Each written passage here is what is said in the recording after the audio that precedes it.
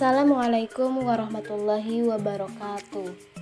Perkenalkan, nama saya Leni Afriani, NIM 201191718, Prodi Pendidikan Agama Islam, Fakultas Tarbiyah Keguruan Universitas Islam Negeri Sultan Taha Saifuddin Jambi. Baiklah, tugas video kali ini merupakan tugas semester pendek saya dengan mata kuliah Bahasa Indonesia.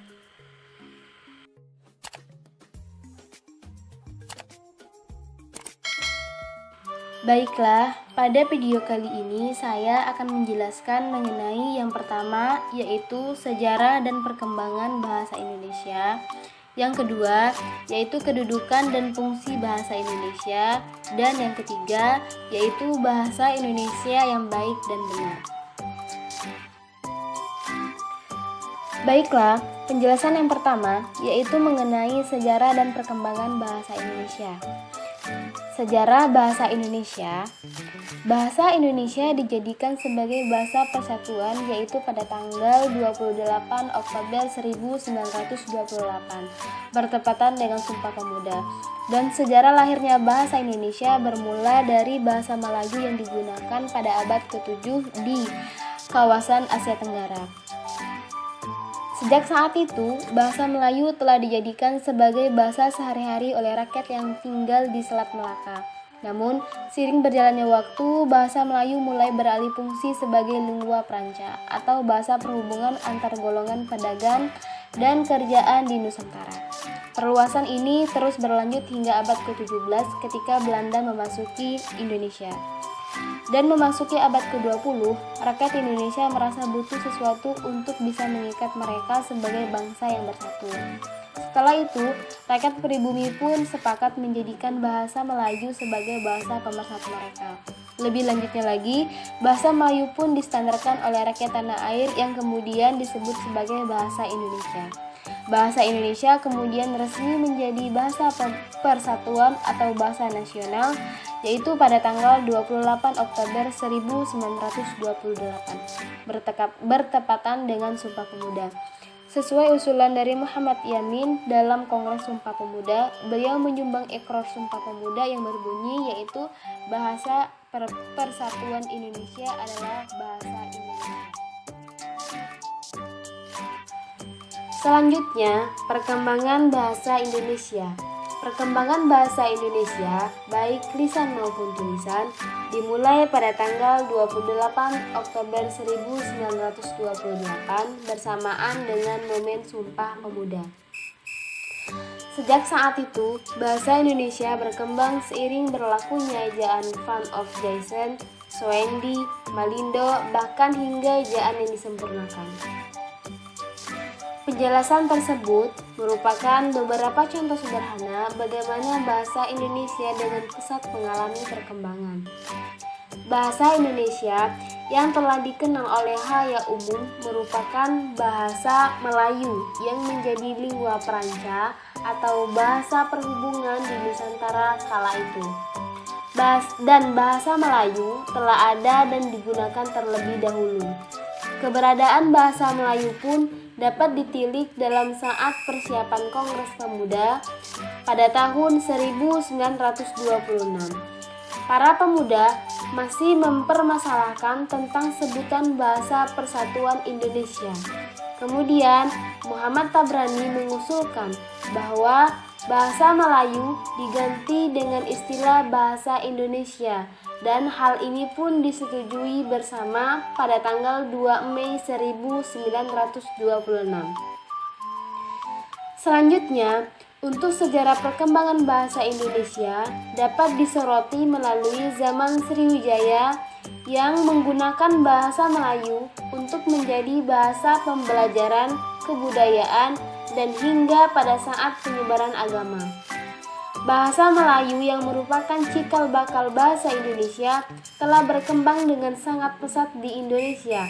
Bahkan sebelum bahasa Indonesia pertama kali resmi diumumkan pada Sumpah Pemuda, bahasa Indonesia sejak dahulu telah membentuk bangsa dan mempersatukan keberagaman yang ada di Indonesia yang memiliki tingkat kemajuan yang sangat tinggi.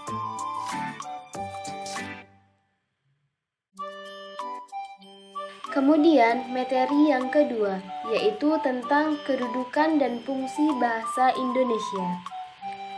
Yang pertama, yaitu kedudukan bahasa Indonesia. Bahasa Indonesia berkedudukan sebagai bahasa nasional dan sebagai bahasa resmi negara. Sedangkan fungsi bahasa Indonesia adalah bahasa Indonesia yaitu sebagai sarana berkomunikasi antar daerah dan antar budaya daerah. Adapun penjelasannya yaitu bahasa Indonesia berkedudukan sebagai bahasa nasional dan bahasa resmi negara.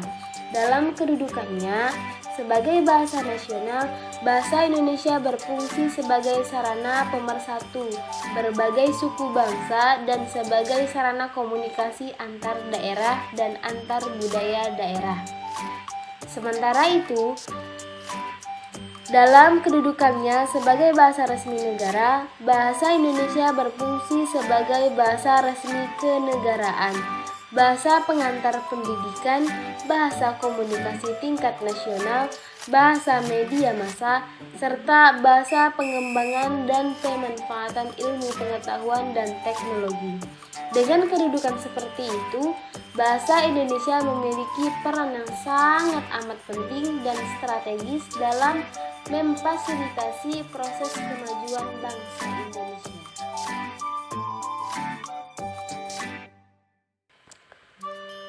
Baik, untuk materi yang terakhir yaitu tentang bahasa yang baik dan benar.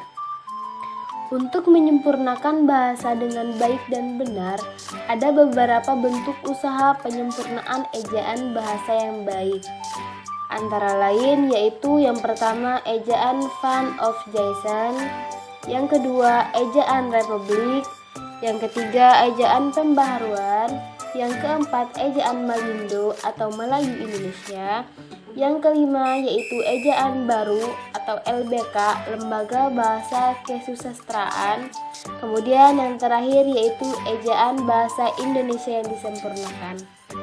Baik, adapun penjelasan yang pertama yaitu mengenai ejaan Van of Jason.